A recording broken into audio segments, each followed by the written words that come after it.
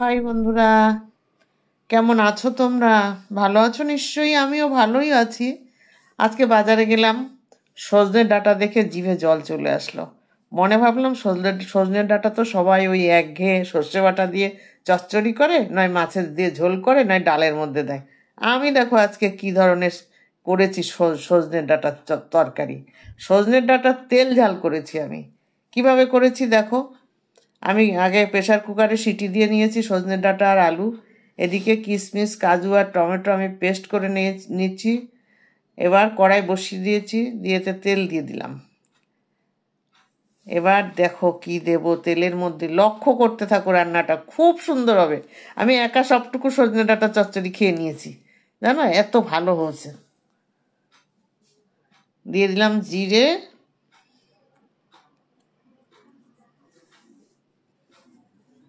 কালো জিরে আর সর্ষে। তাহলে কি দিলাম, জিরে, কালো জিরে আর সর্ষে। এই যে কালো জিরে দিলাম আর শুকনো লঙ্কা দিয়ে একটু জল দিয়ে দিয়েছি এর মধ্যে, ফোড়নের মধ্যে। এইবার এর মধ্যে দিলাম মশলা, আদা বাটা, লঙ্কা বাটা, জিরে বাটা দিয়ে একটু নাড়াচাড়া করছি। সিস্টেমটা দেখতে থাকবে। ফোড়ন দিয়ে কিন্তু জল দিয়েছি, তারপরে মশলা দিয়েছি জলের মধ্যে। এইবারে ওই কাজু কিশমিশ আর টমেটো পেস্টটা এর মধ্যে দিয়ে দিয়েছি যখন মশলাটা তেল ছেড়ে দিয়েছে। আবার এর মধ্যে আরেকটু জল দিয়ে দিলাম পাত্রটা ধুয়ে। হলুদ দিলাম, এটা পরিমাণ মতো যেটুকু লাগবে। দিলাম লবণ,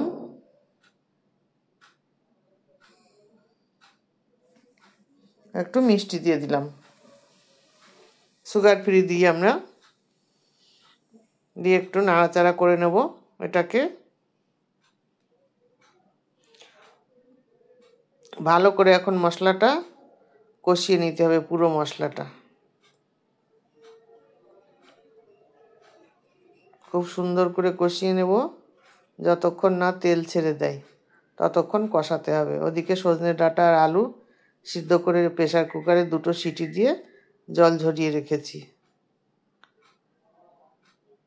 আমি যেভাবে যেভাবে করছি এইভাবে করবে, দেখবে এদিন তোমাদের আর কিচ্ছু নেয়ার মানে রান্নাই করা লাগবে না। এই এক সজনের এই তেল ঝাল দিয়ে সজনে ডাঁটার এতেই ভাত খাওয়া হয়ে যাবে, কিচ্ছু লাগবে না, এত সুন্দর। এইবার সিদ্ধ করা আলু আর সজনে ডাঁটা দিয়ে দিচ্ছি। মশলা তো কষানো ভালো করে হয়ে গেল।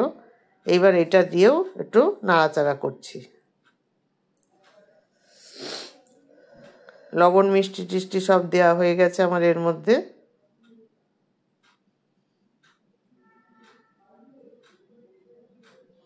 তোমরা নিশ্চয়ই এর আগে কখনো এরকম রান্না দেখোনি আমি যেভাবে করেছি।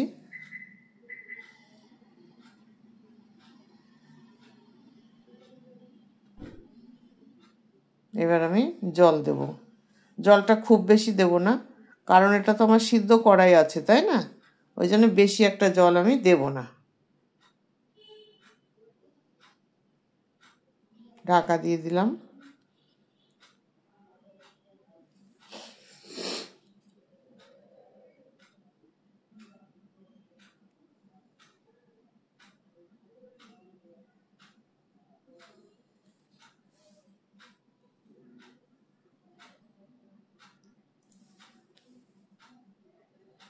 এবার ঢাকনাটা আমি খুলে দেব।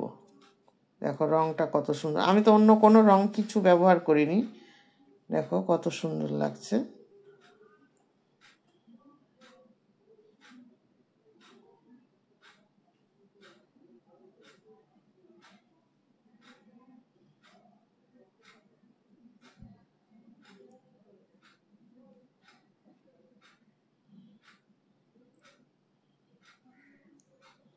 আর একটু ঢাকা দিয়ে দিলাম কেন, আলুটা না ভালো করে সিদ্ধ হয় না বন্ধুরা, জানো। প্রেসার কুকারে সিটি দিয়েছি তাও যেন কেমন শক্ত লাগছে, ওই জন্য একটু ঢেকে দিলাম। এবার ঠিকঠাক আছে, সিদ্ধ হয়ে গেছে। আর একটু ঢেকে দিলাম, জলটা বেশি রয়েছে। এটা মাখা মাখা মতো হবে একদম, মশলা যারে বলে তেল ঝাল, সজনে ডাঁটা তেল ঝাল, ওই জন্যে মশলা তেল ঝাল সব গায়ে মেখে থাকবে, তবে টেস্ট হবে। হ্যাঁ, এবার সিদ্ধ হয়ে গেছে। দেখো কি সুন্দর, ঠিক যেমন যেমন আমি করছি তোমরা করে খেয়ে আমাকে বলবে যে হ্যাঁ সত্যি একটা রান্না শিখলাম। এবার আমি এর মধ্যে দিয়ে দিচ্ছি ঘি। ঘরে বেশি ঘি ছিল না, ওই যা ছিল হয়ে গেল, আবার ঘি নিয়ে আসতে হবে আমার।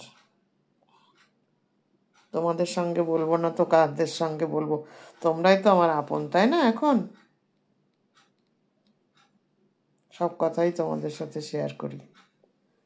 ব্যাস, দুটো কোটো ঝেড়ে যেটুকু ছিল দিয়ে দিলাম, কোটোগুলোও ধুয়ে ফেলবো। হয়ে গেছে সুন্দর একদম।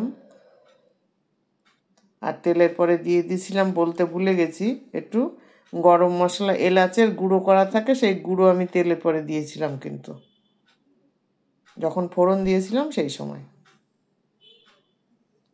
এবার নামিয়ে দেব। দেখো কত সুন্দর লাগছে। তাহলে বন্ধুরা, ভালো লাগলে তোমরা খেয়ে রান্না করে জানাবে। আজকের মতো এখানেই থাকলো, প্রতিদিনের মতো টাটা।